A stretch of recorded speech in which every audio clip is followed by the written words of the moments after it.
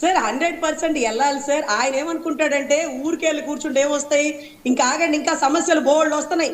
వచ్చాక వెళ్ళి మాట్లాడడానికి ఇప్పుడు మెడికల్ కాలేజీల గురించి ఆయన ఎక్కగానే ఆ మైక్ తీసుకోగానే గళమెత్తేది మెడికల్ కాలేజీ. 500 కోట్లు డబ్బులు లేవా, 17 మెడికల్ కాలేజీ పూర్తవుపోయినాయి. పులివెందలు అయితే రాజ్కోట లాగా ఉంది, కొంత పెడితే అయిపోతుంది.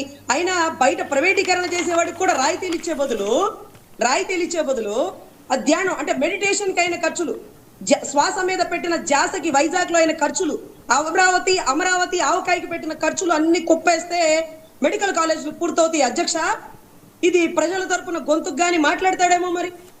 సో సమస్యలు వచ్చాక రావాలండి, నాయకులు వస్తారు, వచ్చి వాళ్ళు గళాన్ని విప్పాలండి. ఓకే, లక్ష్మీకాంత్ సార్, ఏంటి జగన్మోహన్ రెడ్డి గారు అసెంబ్లీకి వస్తున్నారట, మిమ్మల్ని మొత్తం కడిగేయడానికి సర్వం సిద్ధం చేశారట, చాలా దారుణమైన పరిస్థితులు ఉన్నాయంటారు. రజనీ గారు కూడా అదే మాట్లాడుతున్నారు. సార్ ముందుగా మీకు ప్యానల్ సభ్యులకి అందరికీ నమస్తే అండి.